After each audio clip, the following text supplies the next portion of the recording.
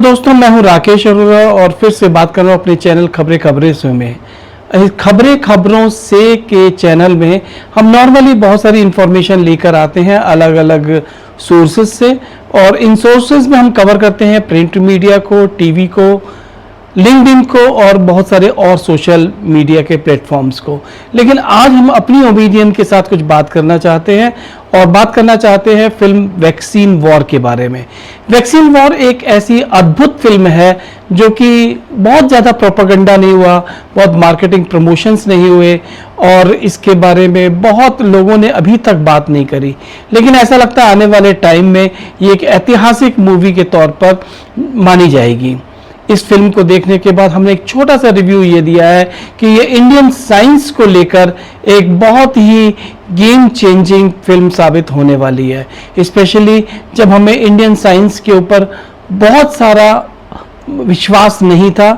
जब भी हम इंडियन साइंस की बात करते हैं तो हम या तो वेदों और पुराणों की बात करते हैं, और या हम उस महाभारत की बात करते हैं, या हम राम की बात करते हैं जब डिफरेंट वेपन्स का यूज़ किया गया, या जैसे कि रावण के विमान का यूज़ किया गया।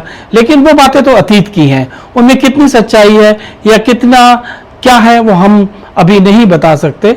लेकिन अगर हम बात करें कि मॉडर्न साइंस की, जिसमें इंडियन साइंस के जो वैज्ञानिक है जिस तरह से लगे हुए हैं और जिस तरह से उनकी साख है, उसको कभी भी संसार ने पूरी तरह से रिकॉग्नाइज नहीं किया। लेकिन ये फिल्म ये बताती है कि किस तरह से इंडिया ने वैक्सीन की वॉर को पूरी तरह से जीता, और इस वॉर में सबसे ज़्यादा कंट्रीब्यूशन रहा हमारे इंडियन साइंटिस्ट का, specially national institute of virology. लेकिन यहाँ पर ये समझना बहुत ज़रूरी है कि बहुत सारे क्वेश्चंस जो अनआंसर्ड थे, बहुत सारे क्वेश्चंस जिनका जवाब लोगों को पूरी तरह से पता नहीं था, और उन सारे क्वेश्चंस के जवाबों को बहुत बेहतरीनी से देने की कोशिश की गई है इस फिल्म में। एंड इस फिल्म को देखने के बाद पता लगा कि विवेक अग्निहोत्री का डायरेक्शन तो कमाल का है, लेकिन इसमें जो भूमिका अदा की है, चाहे वो अलग अलग साइंटिस्टों के किरदार में की गई, चाहे नाना पाटेकर ने प्रोफेसर बलराम भार्गव के रूप में जो अदा की, वो अमेजिंग है। अगर आप इस फिल्म को नहीं देखते तो आप बहुत कुछ मिस कर रहे हैं, और ये फिल्म दोबारा से आपको एक उस प्लेटफॉर्म पर ले आएगी जहां पर आप गर्व कर सकते हैं इंडियन साइंस। अभी चंद्रयान जैसे लॉन्च हुआ, चंद्रयान के बाद ये फिल्म अपने आप में एक चंद्रयान के रूप में हमारे सामने आई है। तो इस फिल्म को ज़रूर देखिए, बहुत सारे ऐसे आंसर्स थे। मैं खुद इस फील्ड में काम करता हूं तो मुझे पता लगा, और मैंने कई बार लोगों से पूछा कि ये वैक्सीन का सोर्स कहाँ रहा, कहाँ से ये वैक्सीन का जो हमने डेवलप की है ये कहाँ से शुरुआत हुई। मुझे भी बहुत सारे लोगों ने बताया जो कि इसी फील्ड के हैं कि ये स्ट्रेन हमने शायद फॉरेन से लिया है, ये स्ट्रेन हमने फॉरेन से लेकर इसका सिर्फ प्रोडक्शन किया है या रिवर्स इंजीनियरिंग की है। लेकिन ऐसा कुछ नहीं है, बहुत से मिथ्स हैं जो हमारे दिमाग में थे और जो इस फिल्म में जाकर काफ़ी क्लियर हुए हैं। तो आपसे मैं सिर्फ ये गुजारिश करूंगा, इस फिल्म को देखिए, और इसमें नाना पाटेकर की जो भूमिका है अभूतपूर्व है, जो उसमें लास्ट में आंसर्स दिए हैं एक एक सवाल जो हमारे जहन में हमेशा था। और मैं जब कहता हूं कि इस फील्ड में मैंने थोड़ा सा काम किया है एज ए सप्लायर, तो जब इस फील्ड में मेरे सवाल थे तो एक लेमैन के सवाल तो बहुत सारे थे, लेकिन हर सवालों का जवाब, अगर आपको वैक्सीन के बारे में जानना है, अगर आपको ये जानना है कि इंडियन साइंस किस लेवल तक पहुंच रही है, तो इस फिल्म को ज़रूर देखिए। इसमें डायरेक्शन का कमाल है, इसमें जिन लोगों ने काम किया है उनका कमाल है, और टोटल ओवरऑल पिक्चर, अगर ये 1000 करोड़ पे नहीं पहुंचती है तो कोई बात नहीं, लेकिन ये अगर लोगों के दिलों में पहुंच जाती है, ये उससे भी बहुत ज़्यादा महत्वपूर्ण फिल्म है। फिल्म पूरी तरह से पॉजिटिविटी से भरी हुई है, और फिल्म एक गेम चेंजर नॉट ओनली महिला साइंटिस्ट को लेकर पर ओवरऑल हमारी इंडियन साइंस को लेकर कहीं ना कहीं एक ऐसा छाप आपके दिल पर छोड़ेगी जो आप मजबूर हो जाएंगे इस फिल्म को बाद में देखने के बाद याद करने के लिए। तो हमारी तो ये रिक्वेस्ट है कि आप इस फिल्म को ज़रूर देखिए, क्योंकि इस फिल्म को देखने के बाद हमारे खुद का ख्याल पूरी तरह से चेंज हो गया है। अब आगे बढ़ते हैं उन खबरों पर जो खबरें जैसे कि हम प्रॉमिस करते हैं आपके लिए लेकर आते हैं, और आपके लिए बहुत इम्पॉर्टेंट है। Thank you. तो पहले हम बात करेंगे कि जब हमारी सरकार बहुत ज़्यादा आत्मनिर्भर होने की बात कर रही है और उसके तहत एक जेम नाम का पोर्टल, जिसको कि गवर्नमेंट ई मार्केट प्लेस कहते हैं, उसके ऊपर काफ़ी चेंजेस चल रहे हैं। इन चेंजेस के तहत एक कुछ समय पुरानी न्यूज़ ये है कि जेम को, जो इसका सॉफ्टवेयर है, इसको दोबारा से बहुत ज़्यादा यूज़र फ्रेंडली बनाने के लिए TCS को इसका कॉन्ट्रैक्ट दिया गया है। और नेचुरली जब सॉफ्टवेयर को ही बदला जा रहा है तो इसमें कुछ पॉलिसी चेंजेस भी होंगे। दूसरा महत्वपूर्ण चेंजेस जो हमने पिछले दिनों की खबरों में देखने को मिला है कि जेम के ऊपर जो अभी तक फैसिलिटी थी, एक उनकी स्कीम के तहत जो प्रोप्राइटरशिप कंपनीज को एक वो लोन देते थे बिना किसी कोलेटरल के, इसको एक्सपेंड किया जा रहा है कंपनीज के लेवल पर, ताकि कंपनीज को भी अपने ऑर्डर्स को एग्जीक्यूट करने में सहायता मिल सके। और तीसरी बात यह है कि जेम ने अपने पोर्टल से बहुत ज़्यादा चाइनीज़ बेस्ड प्रोडक्ट्स के फुटप्रिंट्स को पूरी तरह से रिमूव कर दिया है। ये गवर्नमेंट ऑफ इंडिया की एक पॉलिसी है कि किसी तरह से लैंडलॉक्ड कंट्रीज़ को द्वारा प्रोवाइड किए गए प्रोडक्ट्स को कंट्रोल करना, उसमें चाइना का एक बहुत बड़ा हाथ है। और अभी चाइना के जितने भी प्रोडक्ट्स हैं वो उनके फुटप्रिंट्स को पूरी तरह से रिमूव कर दिया गया है। और आने वाले समय में आपको बताते रहेंगे कि जेम पर क्या क्या चेंजेस होने जा रहे हैं। Beauty is Joy for ever, और ऐसा महिलाओं के केस में काफ़ी पॉसिबल है। और इसके तहत न्यूयॉर्क टाइम्स ने एक top 10 beautiful women of the world एक लिस्ट निकाली है।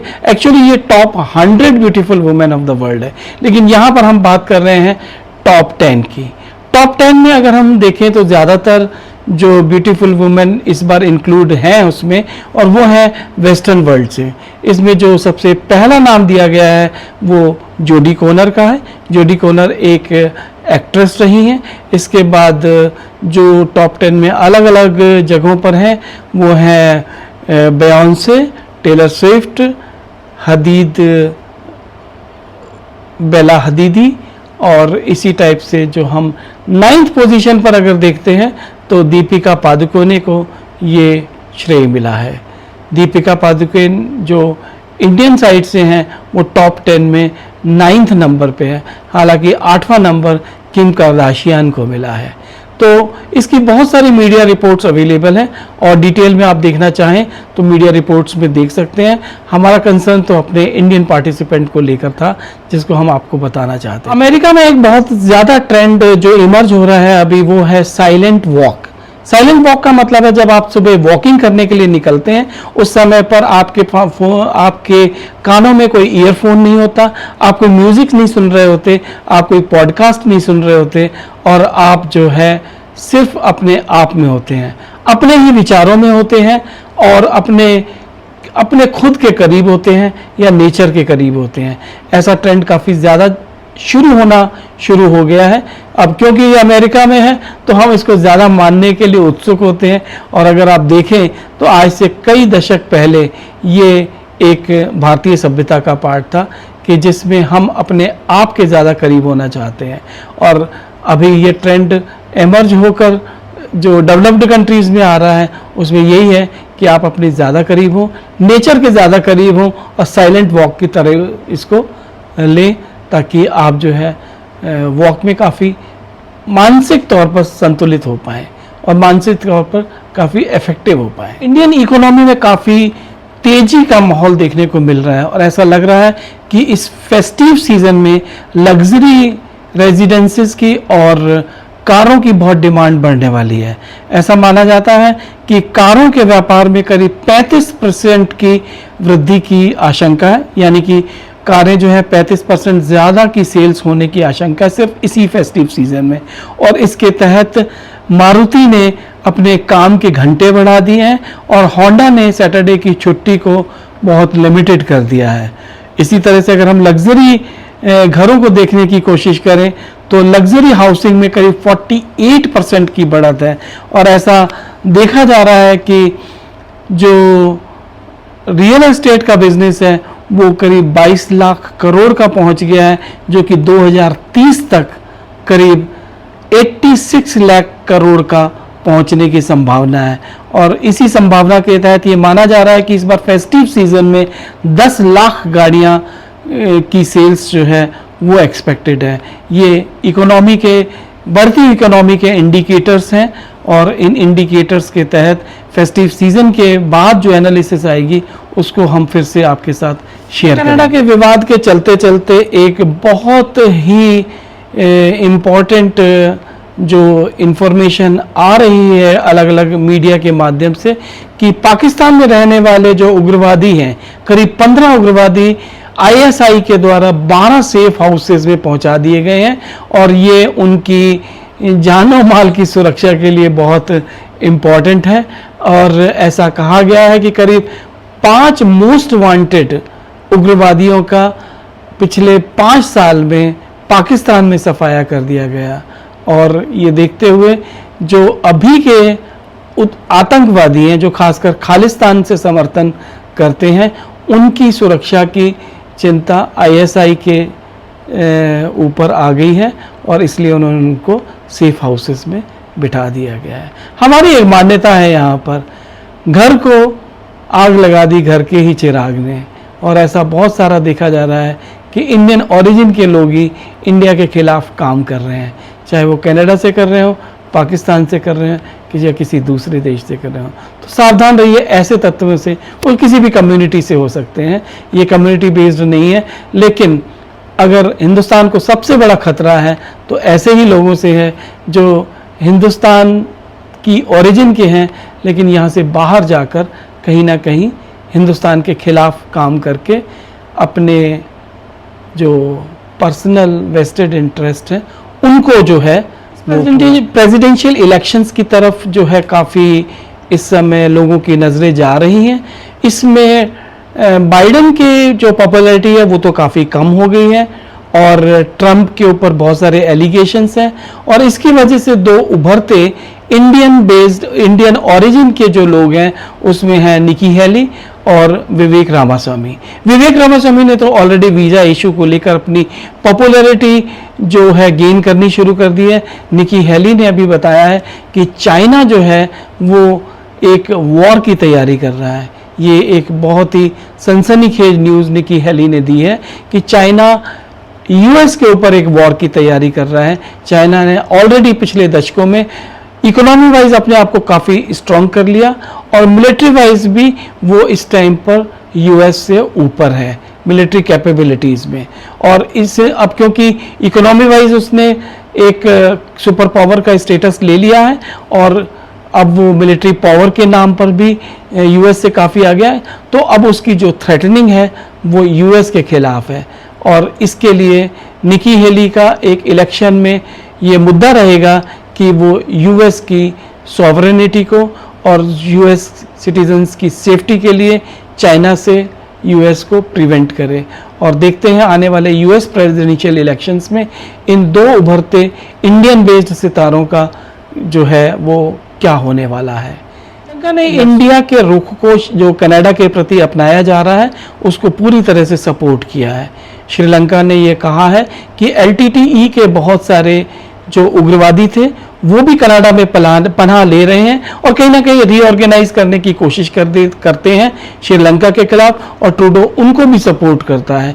तो इस तरह से कनाडा एक सेफ हेवन बनता जा रहा है जहां पर उग्रवादी जाएं, पनाह लें और जिस कंट्री से वो आए हैं उस कंट्री के खिलाफ अपनी जंग करें और उनको ऑटोमेटिकली गवर्नमेंट सपोर्ट मिलता है। ऐसा श्रीलंका के जो विदेश मंत्री हैं उन्होंने कहा है। और अभी रिसेंटली श्रीलंका का भारत के प्रति एक बहुत ही महत्वपूर्ण सपोर्ट का जो स्टेप देखने को मिला है उसमें चाइना का एक एयरक्राफ्ट कैरियर जो INS विक्रांत की तरह एयरक्राफ्ट कैरियर होता है वो उन्होंने श्रीलंका के समुद्र में प्लेस करने की कोशिश की। हालांकि इसको इन्होंने रिसर्च वेसल के नाम पर इसको डिप्यूट करने की कोशिश की, लेकिन श्रीलंका ने अपने कोस्ट पर चाइना के इस वेसल को आने से मना कर दिया। हालांकि इसका जो इस चाइनीज़ वेसल का जो मेन पर्पस था वो था कि यहाँ की सी की में डोमिनेंस करना और इनडायरेक्टली इंडिया के ऊपर नज़र रखना, और जब ज़रूरत पड़े तो इस पर्टिकुलर शिप को या इस पर्टिकुलर एयरक्राफ्ट कैरियर को इंडिया के अगेंस्ट यूज़ करना। और श्रीलंका सरकार ने इसको पूरी तरह से मना कर दिया है और भारत सरकार को अपनी पूरी तरह से सपोर्ट दिखाई है। इंडिया लिमिटेड की एक बोर्ड मीटिंग में ये फैसला लिया गया कि मुकेश अंबानी के तीनों बच्चे जो रिलायंस के बोर्ड पर आ चुके हैं, उन तीनों बोर्ड मेंबर्स को कोई सैलरी नहीं मिलेगी, वो बिना सैलरी के काम करेंगे।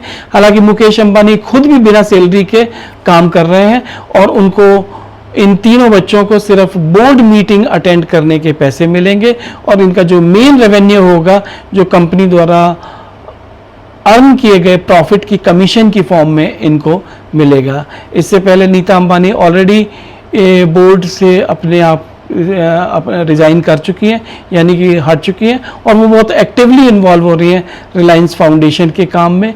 और मुकेश अंबानी को अगले 5 साल के लिए रिलायंस का इंडिया लिमिटेड का चेयरमैन के रूप में ऑलरेडी वो कार्यरत रहेंगे और अपनी बच्चों को और कंपनी को मेंटरिंग करते रहेंगे। लीडर शाहनवाज हुसैन को दिल का दौरा पड़ गया और उसकी वजह से उनको मुंबई के हॉस्पिटल में एडमिट करवाया गया और उनकी एंजियोप्लास्टी की गई, और एंजियोप्लास्टी के बाद अब वो धीरे धीरे रिकवरी स्टेट में आ रहे हैं। हमें ग्रीन रिवॉल्यूशन लाने वाले जो साइंटिस्ट थे MS स्वामीनाथन, आज उनका निधन हो गया है और उनका निधन देश के लिए एक बहुत बड़ा लॉस है।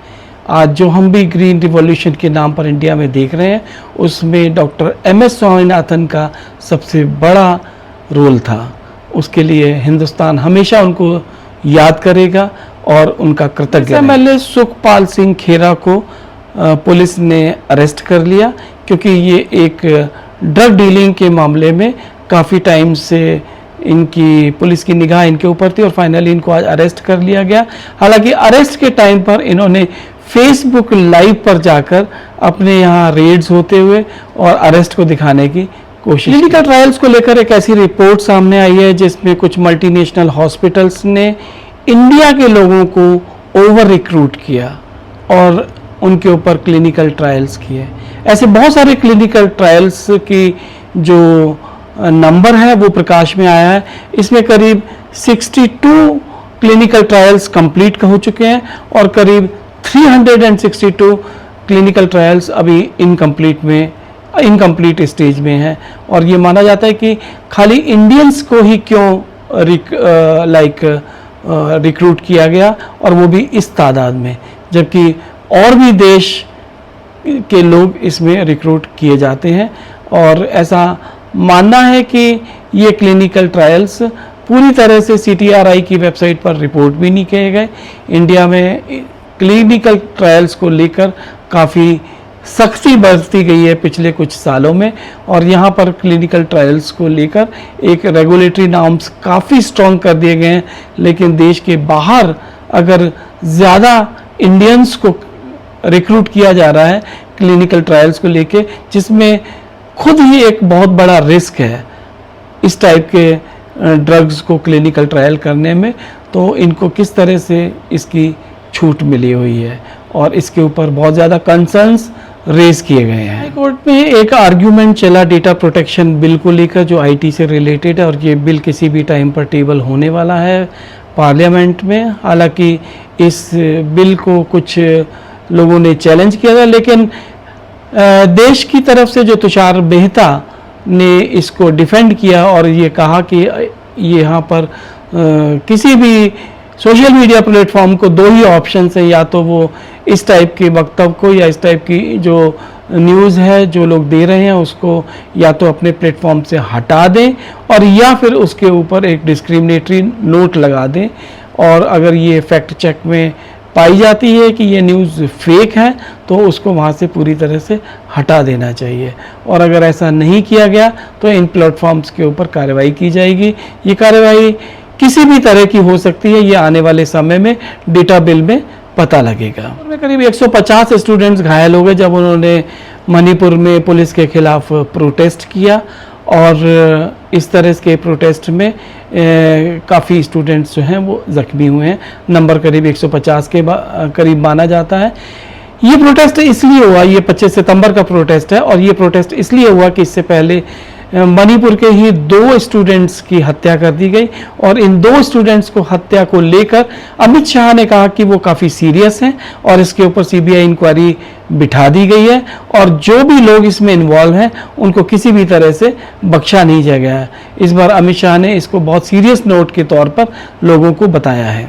सोशल मीडिया में एक वीडियो काफ़ी वायरल होता रहा और जिसमें मेनका गांधी ने ये कहा कि इस्कॉन एक श्री कृष्णा कॉन्शियसनेस को लेकर एक ऑर्गेनाइजेशन है जो देश और विदेश में अपने मंदिरों के लिए जानी जाती है। इस्कॉन जो है अपने यहाँ पर अपने जो गाय रक्षालय हैं या जहाँ पर ये अपनी काउज को रखते हैं, वो एक्चुअली इन काउज को बचर्स को बेच देते हैं, कसाईयों को बेच देते हैं, और ये काउज का ध्यान नहीं रखते हैं। ऐसा एलिगेशन मेनका गांधी ने अपने एक वीडियो में लगाया और ये बताया कि इस्कॉन जो है ये चीटिंग कर रहा है, गवर्नमेंट से काउ के नाम पर, काउ वेलफेयर के नाम पर फंड्स ले रहा है, और अल्टीमेटली ये काउज को जो है बेच देता है ताकि उनके मीट यूज़ किया जा सके। ये एलिगेशन मेनका गांधी द्वारा लगाया गया है जब उनकी विजिट आंध्र प्रदेश के एक इस्कॉन के द्वारा चलाए गए एक सेंटर में हुई जहां पर काउस को रखा जाता था, लेकिन उनको वहां पर कोई भी काफ नहीं मिला, जिसको देखकर उनका संदेह बढ़ गया। हालांकि इस्कॉन टेम्पल के मैनेजमेंट ने इस टाइप के एलिगेशंस को पूरी तरह से खारिज किया है और ये कहा है कि इस्कॉन डेडिकेटेड और पूरे कमिटमेंट के साथ गाय की रक्षा करता है, गाय का पालन करता है और गवर्नमेंट के दिए हुए फंड्स को यूज़ करता है काऊ के वेलफेयर में। अब ये सच्चाई क्या है ये तो आने वाला समय ही बताएगा कि इस्कॉन क्या करता है या मेनका गांधी ने क्यों ऐसे एलिगेशंस इस्कॉन के ऊपर। फास्ट एक वियतनाम बेस्ड कंपनी है जो इलेक्ट्रिक व्हीकल्स बनाती है और इसने ये अनाउंस किया है ये अपनी एक बहुत मैन्युफैक्चरिंग फैसिलिटी इंडिया में लगाने जा रही है। हालांकि इनकी एक मैन्युफैक्चरिंग फैसिलिटी यूएस में भी लगाने का प्रावधान है।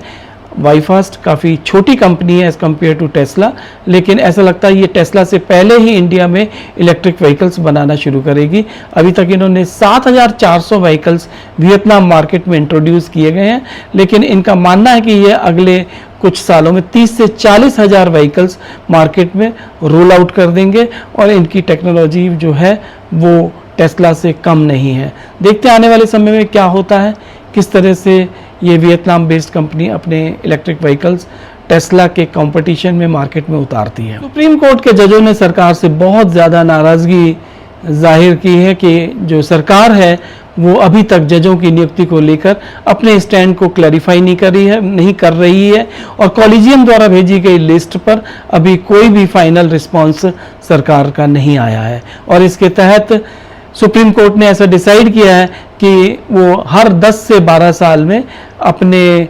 इस सिटिंग्स को कंटिन्यू करेगी और उम्मीद रखती है सरकार से कि जल्दी से जल्दी इसके ऊपर कोई ना कोई फैसला ले। इसके एक डेटा के हिसाब से इंडियन एक्सपोर्ट में और खासकर गुड्स एक्सपोर्ट्स में काफ़ी कमी आई है।